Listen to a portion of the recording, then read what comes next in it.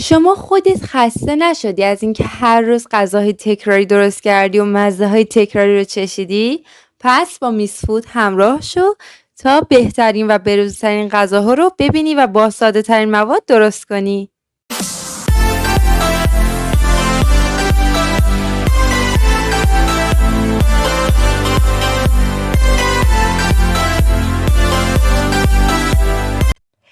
های گایز، چطورین؟ امروز در خدمتتونم با یه دستور پخت جدید دیگه. استاپ خودم میدونم که خسته شدی از غذاهایی که فقط شکمتو سیر میکنه. امروز اومدم با یه دستور پخت با یک مزه جدید دیگه.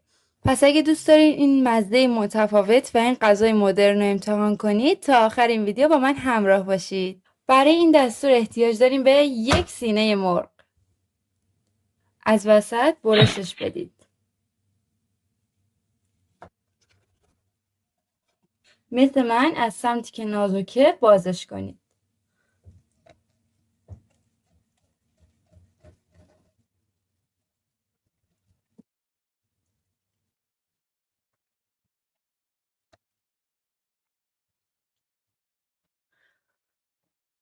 بعد از اینکه بازش کردید روی سطح مرغمون نمک، فلفل سیاه،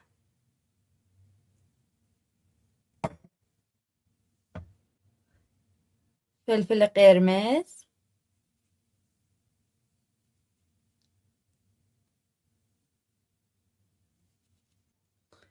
و آبیشن میریزیم.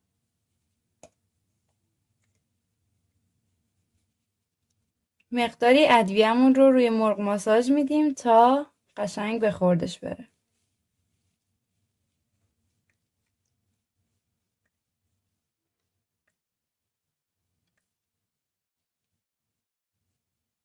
بعد از اینکه یکم ماساژش دادید نصف یک لیمو ترش تازه رو روش بریزید.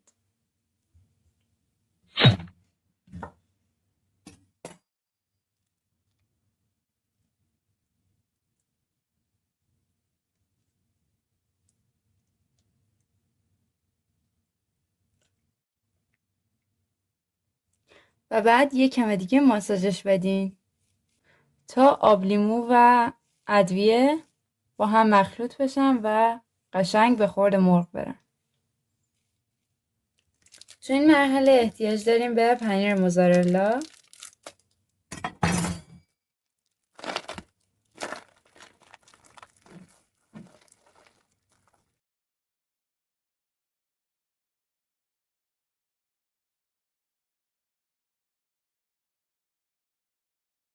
دو ورقه روشون میذاریم.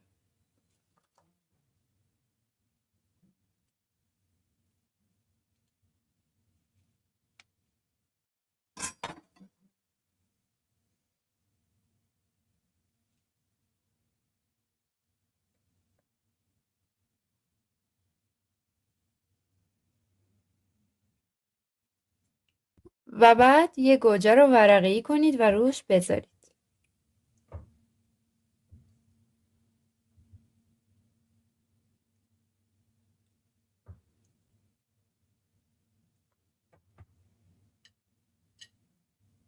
روش هم یکم پیازچه بریزید که کاملا سلیقه‌ایه و میتونید شما نریزید.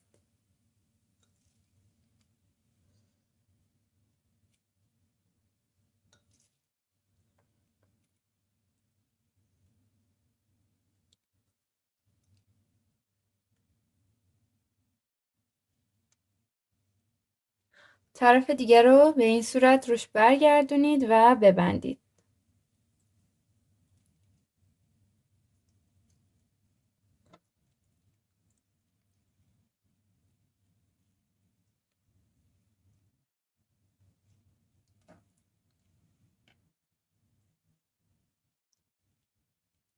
روشون رو با چاقو چند تا خط بندازید.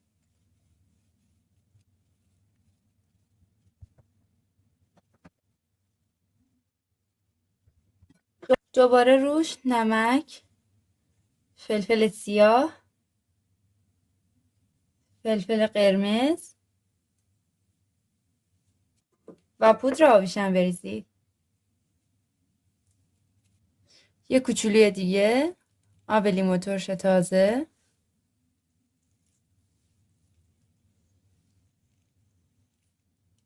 روش بریزید. یه ظرف مناسب فر انتخاب کنید. روش کمی روغن بریزید. با فرچه قشنگ پخشش کنید و مرغ‌ها رو داخلش قرار بدید. به این صورت.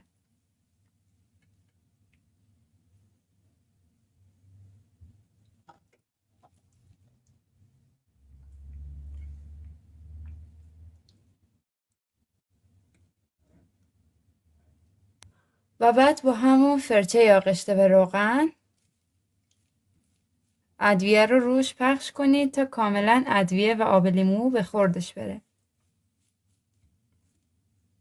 داخل فر 180 درجه به مدت 1 ساعت و 10 دقیقه قرار میدم. 10 دقیقه آخر المنت بالا رو روشن میکنم تا روش هم برشته بشه.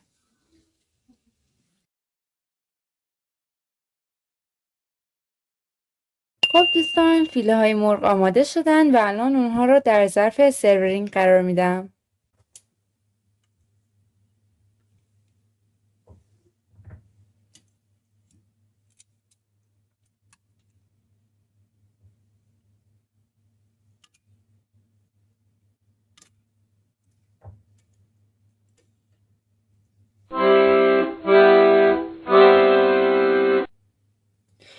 عطرش که خونه رو پر کرده. حالا این بافت بی‌نظیرش هم ببینید که چقدر عالی شده.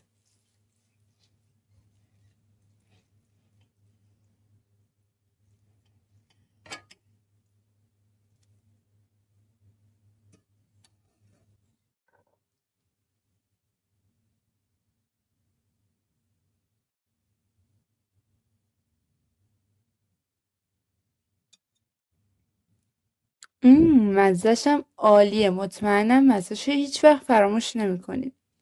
من که ازش سیر نمیشم. خیلی خوشمزه شده. حتما درستش کنید و تو کامنت ها به هم بگید که دوستش داشتید یا نه. من مطمئنم که خوشتون میاد، پس درستش کنید. اگه دوست داری بازم از این دستور پختای مدرن ببینی، چنل من رو سابسکرایب کن، لایک کن، کامنت بذار تا با من همراه باشی و دیگه غذاهای تکراری درست نکنی.